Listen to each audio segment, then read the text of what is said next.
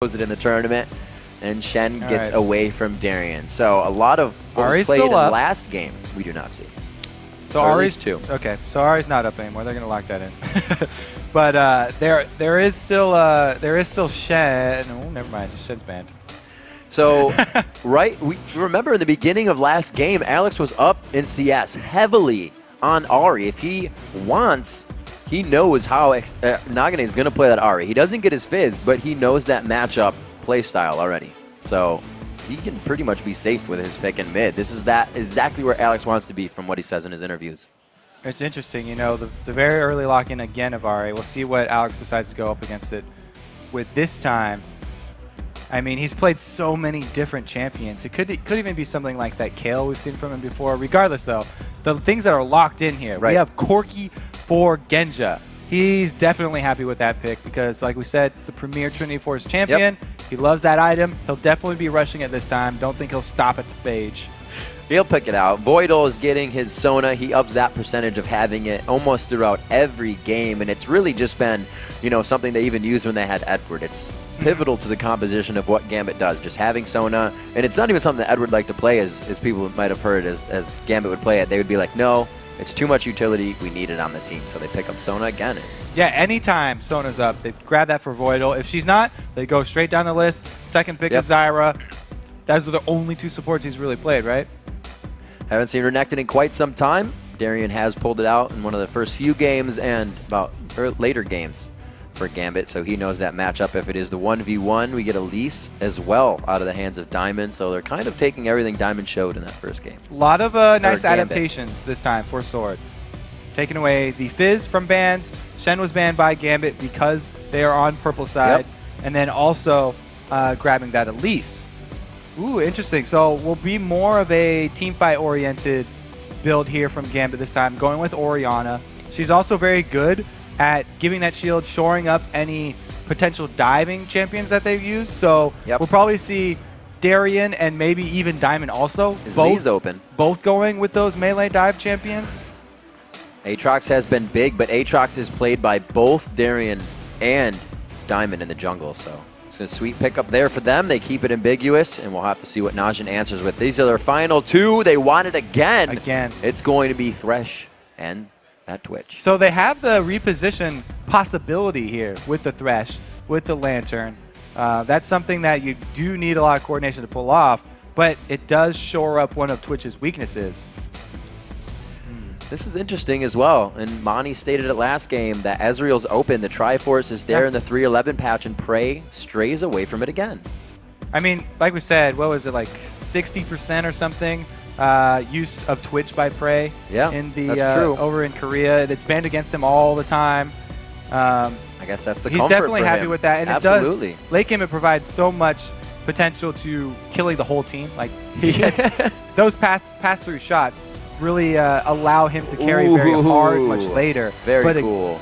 I really like this. So talk about Diamond champions. I was like, oh, Darien and Diamond probably going to get something to go straight in. Malphite, that's going to be the knock up into the Shockwave. So that's a huge amount of dive onto Twitch. And then not only Twitch, but everybody around Twitch. Right. So it is very teamfight centric here from Gambit. Again, they don't want to lose that global battle, so they're going to bring Teleport. I'm not the biggest fan of Teleport on Malphite, though, because you like him to be there at the beginning of fights to initiate them. And we've already seen in the last game how running Teleport is not the same as having something like Sanuite, because Diana would come in a few seconds later every single time. It takes a very long time for that Teleport to actually come in. We'll have to see how well Darien uses it. It's really, really depends on your timing, and definitely it's a different skill set that not a lot of people have. It's an interesting pickup for that last one. It obviously used to get back to the Twitch line, used to peel off for his AD carry as well. We see the Thresh pick up again, and there was a little bit of back and forth between, you know, Double Lift and Crepo on, yeah, he has enough peel here, but some offer more peel type of thing, so we'll see if that works again for for Twitch with Thresh. But looking at that Malphite, so good, shutting down the attack speed of a frenzied up Elise, shutting down that Renekton as he dives in as well with the ground slam, and the Twitch, as we saw Praise Twitch building the attack speed, the Blade of the Rune King into that Phantom Dancer, and also helping it scale with his coming out of Q invisibility. So It's different build And rather this than time impact around, damage off an Infinity he's Edge. opted for barrier. Yeah, so and barrier as it's well. going to be it's much stronger for laning when you run that barrier, and it does mean that he's giving up, being able to cleanse off that attack speed debuff. But most of the CCs here from Gambit are knock-ups or movement displacements, stop that damage. which you can't cleanse. You can't cleanse knock-up, can't cleanse shockwave. The only thing he would be using that on would probably be the attack speed debuff or the Sona Crescendo. So we'll have to see how Gambit can make use of this. They'll probably be looking towards Dragon a lot earlier than before because they have a really high Dragon potential, especially when Malphite is 6 and Sona is 6. All right, so we are into match 2 here in this best of 3. We're trying to see Gambit, the second European team to come out of their group stage, get the second win here in the quarterfinals. Will they be able to do it against Najin? This is match point for them. If Najin can keep themselves alive here, they're going to stretch Gambit into one more game of banning out their champions, figuring out how they work. We'll have to see if they can do it. Gambit, like you said, coming in with another fight, team comp. See if Najin can avoid that again and go for the objectives as they did last game. Interesting. So we have had Diamond, much like Loveland when Loveland uses the jungle Aatrox, start out with his Q very early, try and get a little bit of charge into his Blood Will in the fountain so he can heal back up. There it is. You want to keep that thing very high for the potential of a level 1 fight, because if you don't fill it up at all, then your passive, you won't revive. If you'll just have a few health, come back to life with like 10 health, and it doesn't matter. You have to use health to be able to use that passive. Praying Cain, patiently waiting here off in the side. It doesn't look like they're going to get any aggression, but very safe wards coming from Gambit. Neither of these teams, we have to remember Najin, they were on red last time, but they put wards all down the bottom side, and it looks like we're actually going to get matched up lanes here. All right, so this ward definitely sees what Prey and Cain are trying to pull off, and Voidle trying to get the Q off. Giving them a little song. But Diamond, though. Okay, so now I finally get to talk about some jungle Aatrox. He does use his Smite, but Aatrox does not need that at all to clear anything in the jungle. He just wants to get to level 2 as quick as possible to get his W. The W is what Aatrox is all about in the jungle, because he can sustain forever. You won't see Diamond having to buy potions. When he gets below 50% HP like this, switches W over to the heal, and it heals for 3 times as much. That's why he also can start that Doran's Blade. The drawback for jungle Aatrox is that if you do fail your first gank and you do lose your passive, then the other team knows that they have this window, 3.5, almost 4 minutes, that they can go completely aggressive on you. Cain now going extremely aggressive. On to Voidle. Will be able to take him out. Sona, some of that low HP. The expunge is there. They get the first blood down onto Voidle. A little too sure of himself in lane there. Cain able to walk up right in range for that flay, and there was no coming out for Voidle. Didn't even burn his flash there. Just resigned to his death. Good bit of trade in damage. We see Alex trying to grab an upper hand in mid as well. Draw attention there. All the buffs now picked up by Diamond. We'll see if he can get into a lane and facilitate any kind of gank for his team. Alex Ish is a level up here as the mid laners go back and forth, so we'll see if he tries any more aggression as he hits that 6 first. This is extremely scary for all of Gambit, because we saw how much Prey was able to do last game without that early first blood. Now that he's got a strong, very early start, well, actually, we may even see him start to roam around and make use of his invisibility once he gets his Blade of the Ruined King. He has shown that he's a very offensive Twitch player, and he will not hesitate to look for those solo picks. Alex in that mid lane choosing heavily to go for his dissonance damage, leveling that up. You can see it chunking out Nagne here. So as he hits 5 again, more points, more damage, and we're going to maybe have somewhat of a dive here. They're playing this one safe. 2 versus 2 here. It's going to be a good counter gank. There it is onto Alex. Diamond waiting, and now he's going to go in. They try to get the damage right onto Nagne. Alex is going to go down. They are able to pick up a kill there. Nagne on the wing actually got it for himself. He gets a lifesteal back. No buffs are going to be secured for Nagne. Watch didn't want to go in on that because the amount of healing that can come out of Aatrox at low levels can definitely bait you, but going for that passive on Aatrox would have been huge. That 2 versus 2 situation, though, it was all about initiative because Watch was the first one to make the move, and he landed the cocoon. so much early damage went in the favor of Najin's sword that it was very, very difficult for Gambit to come out ahead in that one after just the initial few seconds.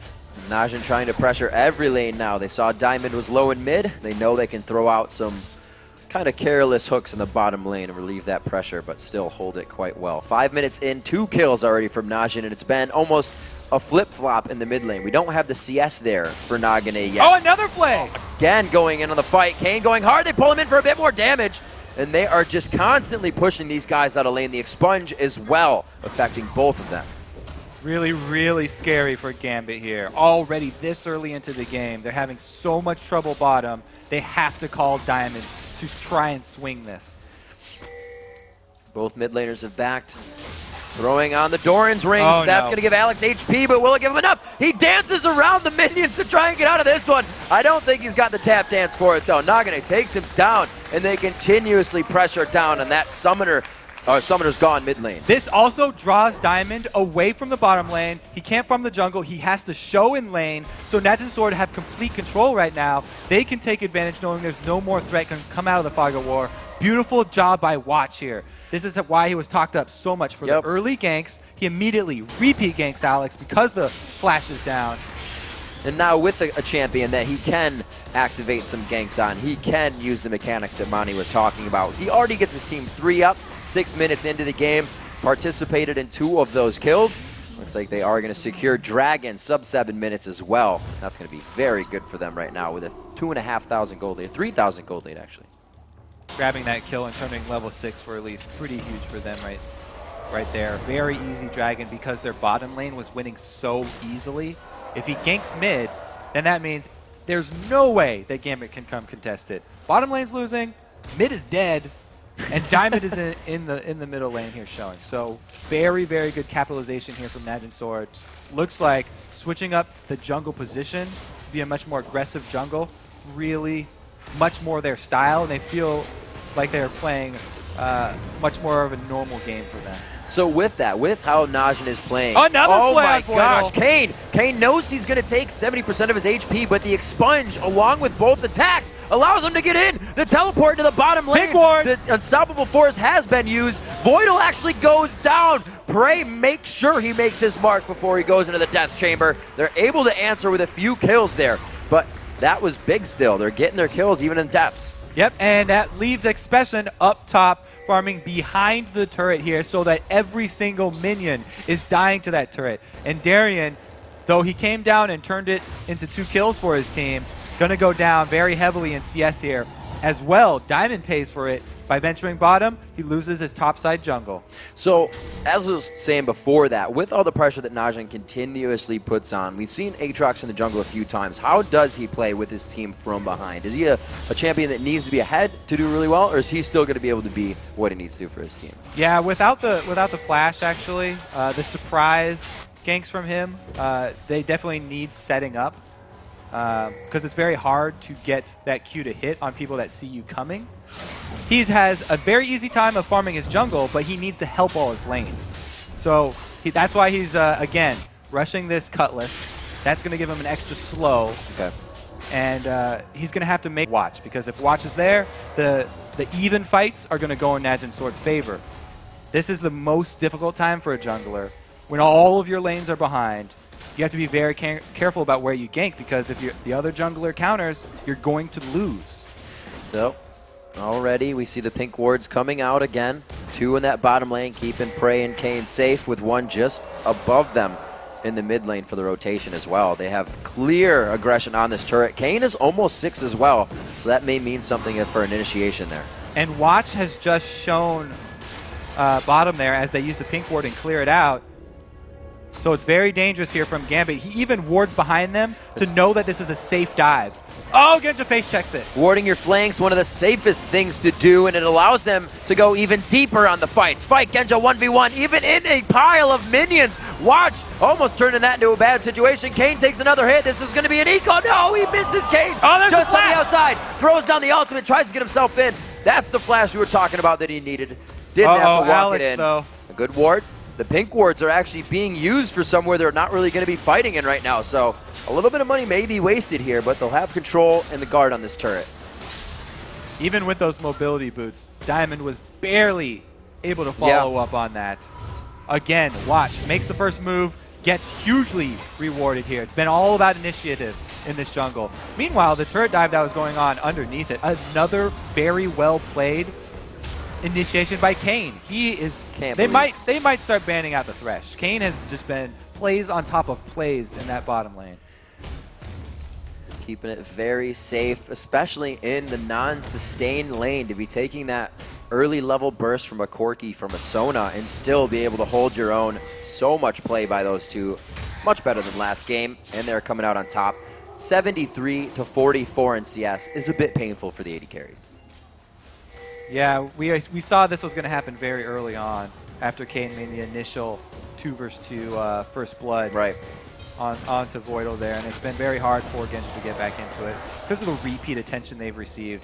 And it doesn't look like Najin Sword are a team that gives up on a weak lane. They continue to go back again to the bottom lane, just making Voidle. Voidle stays! Oh, Genja leaves, Voidle stays. It's the thing is that one person's making it out, but even if you're the last one in the Stampede, you're the one that's going to get caught. Live, Genja. Live. It was nice knowing you. Voidle dies by his turret. And that shows just how much control that Najin has right now. Even with the pink board in the bottom brush, the power that they're holding, Voidle knew. He's like, I'm going to be second one to leave. I'm still going to die. Genja, you make it out. We'll be able to get mid. Expession answers back with top, and they're still pressuring the second tier. That's a good thing for, there have jungle Aatrox here. Jungle Aatrox can get plus 90% attack speed with a full Bloodwell and his ultimate activated. That's a huge amount of attack speed for taking out turrets. He does have to worry, though. Nagne trying to 2v1 with a little bit of help from the turret on his shoulder there. He's doing it, too. The Bloodwell, he actually gets the 1. That's not enough on the command Shockwave, and he actually wins a 2v1 trade. Expession to come up and give him the assist on the shutdown for 2-kill Aatrox. Najin sort of quickly running away with this game here. That was a very beautiful 2 versus 1 from Nagne, setting up that kill onto Diamond. He popped passive. Good rotation down from Expession. One of the biggest things in League is knowing what you can do in a certain instance. The durability of your champion. Nagne 2v1ing there. Expession, knowing that there was going to be trouble, came down to clean up the kill. It leads to a mid turret now, 4-1 in turrets. The swing has completely been in Najin's favor now, about 7,000 to 8,000 gold, and Gambit has not been able to grab it back like they did last game. So on their heels, it's going to be Gambit really to make the moves to get back into this one. Look at the combat effectiveness of these AD carries right now, too. Okay, never mind. Let's look at the 2 versus 1 again. Because we saw Nagne come in. The Ignite last tick gets the passive. So during the revive, he's actually 1 versus 1ing Alex and gets the Shockwave out as well. I like the last Spirit Rush in. Yeah. Diamond was like, ooh, he might fight. Oh, wait, they're just baiting me in for that kill on Expession. Very good rotation down from Expession. He's been able to take that top turret because of all Darien's teleports and also get a nice CS lead. Something we have to watch as well. That teleport is up. But with that, Expession gets himself a kill, leaving lane, comes back to still be 40 CS in that lane, ahead. These guys are really putting their mark on this game. 13 minutes in, Gambit are already feeling pretty desperate here. Yeah. They're hoping that Genja can even up or at least close the gap in that CS down there bottom, trying to just get as much as he can, while the rest of the team desperately holds on to what turrets they have left. Right now, if they get into a fight, it's a Corki with Phage versus a Twitch with a Blade of the Ruin King here. They are on the hunt. Oracle's already out onto watch here. It's not even 15 minutes in. The hunt is going to find a prize, and it becomes Voidle. Now the 5th time going down in the game, only 14 minutes in. Watch creating these options for his team right now. And Nagne still has his Deathfire Grass too. So they still have first potential for more picks as the rest of the team rotates down. We'll see what they can do. They don't have to worry too much. They still have their hard hats on, but they know even a semi-failed dive is going to go in their favor at this point with the lead that they have. A strong 8,000 gold 15 minutes in. Already getting that split push on with Renekton in the top lane. And he's already able to itemize onto that magic resistance, so these guys are almost ready to fight. Continue to take it to the inhibitors. Sword are not going to let Gambit back in this game either. You can see Watch investing his money into that Oracle's Elixir so that he can continue to play the same style he has been. He clears out all the wards from Gambit so he can, again, make these picks over and over again. Huge, huge vision advantage for Najin Sword in this top lizard side jungle here. It's very dangerous for anyone on Gambit to be going in there, especially Voidle. And it's very interesting the way. Oh, Genja. Good bait. He's just scratching his nose. He's like, yeah, I see you. Don't worry about it. He gets himself out. And it's interesting to watch, you know, the way that Nagne plays mid. He was down in CS in both games on Alex. Alex actually had the first back, but Nagne's positioned himself, made plays, and been in the plays to still be up. Still not worried that he's down in farm. They kind of know when it's going wrong and when they can be down 20 to 30 CS. Right now it's working out for them. Oh, Voidle. No, not too close. They're getting some good takes there. Wasting the cooldowns. He was ready. The flash. Voidle was ready for that flash there. He knew there was a high percentage chance somebody was waiting in there. Just wanted to get the ward down, but his finger was over flash. Prey looking for that assassination we're talking about. He's stealth next to Diamond. Diamond able to jump out of that barely, though. And Prey still going for that attack speed build. Looks like he is scaling the Q. He used his Blade of the Rune King active as well on Diamond in that last attempt at a hit. These guys, they dive this mid turret like you would dive the outer second tier turrets. The ability to go behind the turret's a little harder in mid, but they don't care. They're going to do it anyways. 9-3 there, picking up the 6th turret of the game. The global gold increases even more. And from a game that we had within hundreds of gold, that was even in gold, there's a 10K gold lead now, 16 minutes in for Najin Sword. Started very early with the advantage bottom and then just completely got out of hand with Watch's interference. Nagne does not go deep. He is a very safe player. That's what I just learned right there because Genja was very That was one Foxfire and 3 bolts from an ultimate, so with the Q. That's pretty painful. He didn't want to overextend. You know, they didn't have any deeper vision, and they were missing 2 members there from Gambit, so. Gambit not in a position to itemize as well as they did last game. We see Genja still building up to that Triforce. The second core item for Prey almost finished as that critical cloak will come in. He likes to build into the Phantom Dancer, the attack speed twitch that we saw before. Genja with that Phage into a Zeal. 3,000 gold separate these 280 carries alone. Yeah, it's definitely a rough game here for Genja. We don't even know if we will see him finish a Trinity Force. It's a big pressure here by Najin. They haven't really dictated any kind of central mid push like we saw in the SKT OMG game. They are definitely still respecting the power that Gambit brings. Orianna, Malphite, Aatrox will change a team fight with a crescendo on the backside that you're looking for. So they're doing this methodically and just surgically taking out everything they can without taking too much damage. The thing is, when you're against a team like Gambit has, who is a huge combo team that relies on the timing with all their ultimates. Oh my word. Stacking all these Unstoppable Force and Crescendo and Shockwave and all that. This is the time to do it. If you're up against a team that won every single lane, it guarantees all those lanes are pushing. The 3-1-1 split push is very easy to pull off. And Najin's Sword just completely overwhelming Gambit here. There's nothing they can do. That's right on. Oh no, he turns on the Sands. Gets back, Expession with the ultimate on. He will be all right with Dominus there. It looks like they can't even really hurt him. He's taken 4 members, damages, and cooldowns, and they're walking this one in and out, waiting for Gambit to just spell reel until they can go back in for the fight. You can see that Najin really isn't even worried about this. Now onto Darien. They're able to take him out instantly. Malphite, the first one to go down. Najin knows what they can do in this fight. They continue to execute. Darien coming out of Bloodwell, but they get a kill in between that window, and they pressure Gambit off the inhibitor. Good Shockwave, but everyone else is dead already. Najin Sword rewarded with the inhibitor. They're so far ahead right now. They could just damage the front line. They poke down Darien from the beginning and then finish him off. A good job of them landing that CC very late on Darien, so that by the time he wanted to pop that Unstoppable Force, he was already going down, and they just executed. See, goes in quite Look at hard. That flash from Prey, avoiding Diamond's Q, and after that's done, there's no more initiate here because the stun into Cocoon, Darien is not able to have any amount of time to get an unstoppable force off. The charm onto Voidle there was just icing on top of the cake. Diamond goes back in to try and capitalize, but it's over from here. That Najin is pressuring these fights perfectly. Voidle was in his own base, and after that crescendo, he had 0 mana. It's unfortunate, but Najin's forcing them into those fights. You have to shout out the coordination here from Najin. Yeah, I mean, exactly. Being able to poke down a tank, an initiation tank like that, and then commit your damage to him with your CCs is very, very bold here. If they had let, you know, a split second in between of those CCs, he could have gotten his unstoppable force off and done his whole combo. And that's basically what Malphite wants to do. Oh, baby! Looking for more. There it goes. Expunge. No, he doesn't actually get the ending damage. Oh! It's forcing the flash, though. Good guy Diamond was about to take that hook.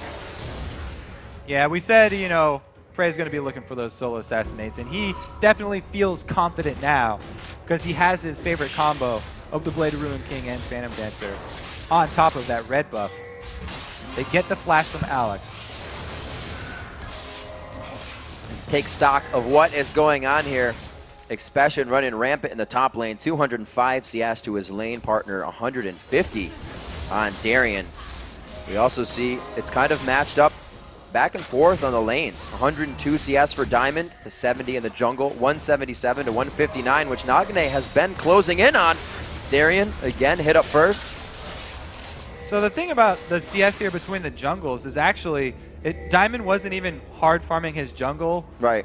It was because Watch was making the first moves on his ganks, he would kill the laner, and then Diamond would have to show up in that lane to hold the lane. The extra farm he has is just lane farm because he was late. Prey again, right next to everyone. Just, whoa, he gets hit in the face with the unstoppable force, but he's brought back into the fight by Cain. A great move there. He actually picks up a kill off of it as well. Amazing coordination in the team fight. Yeah, we finally got to see the long-range Dark Passage there.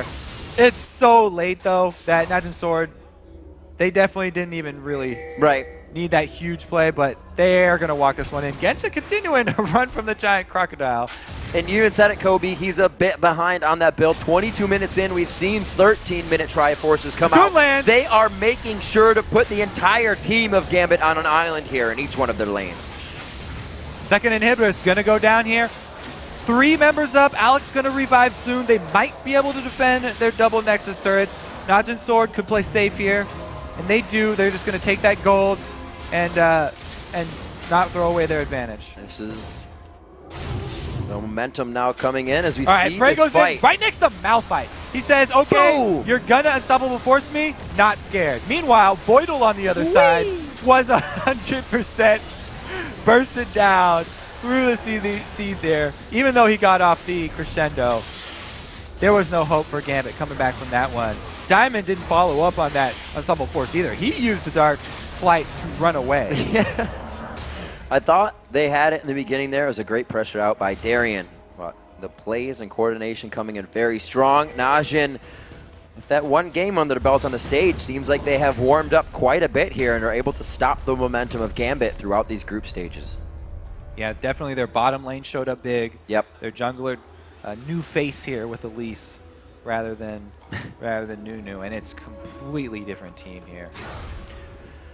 The kills spread out a little better for them, beating out everybody at 2-0 and 5 in the top, 3-0 and 8 for the jungler. They are getting the kills onto Nagne this game at 6-0 and 5. Everybody enough kills to be thousands of gold over their opponents right now, and they are now going to focus this bottom lane as the map is objective free and only turrets and inhibitors in their eyes. 3 more stand on the map for Gambit, and they're going to try to hold strong. All right, Genja has finished his Trinity Force, so he at least got to get that item one time here, and they actually have a good amount of burst now. If they can actually land this CC combo, they will have a chance at taking out Prey, but if they're not able to capitalize on it, it's just going to be Najin Sword walking in.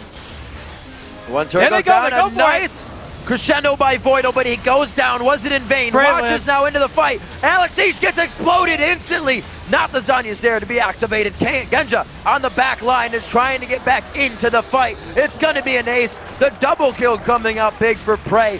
Very well played and a complete change in mindset, gameplay, and play style from Najin here in Game 2. And Gambit finally got to try and pull off their combo right there, but it was not enough. They're just way too far behind in items at this point. Congratulations, Najin Sword. That's all she wrote for Game 2, ladies and gentlemen. We take it to a Game 3. Najin Sword turning it up a notch here in Game 2 to bring it to 1-1 in the best of 3 series. This just got a whole lot more exciting. So, we see that switch of Nunu in the jungle. I think Monty was a little right when that hindered a lot of any mechanics and strategy that could be done with the dive. A little bit more of a dive composition, I should say. A little bit more focus on Nagne help in the middle. They really came through on that one. And the bottom lane did its own job. They didn't even need any help. Now it's Gambit's turn to make the adjustments, though. So you got to think, are they going to go after Nagne's Ahri, which he's pretty much always played, or do they take something away from that bottom lane, either the Thresh or the Twitch? I think the Thresh might have been the biggest issue here because he's the one who set Twitch up to get all that money and become a monster. Right, you ban out Prey and he's just going to go ahead and play Ezreal. Ezreal, exactly, a Trinity Force. So. It's going to be different. All right, guys, let's send it over to the analyst desk for their take on Najin Black Sword's high-pressure win. Thank you.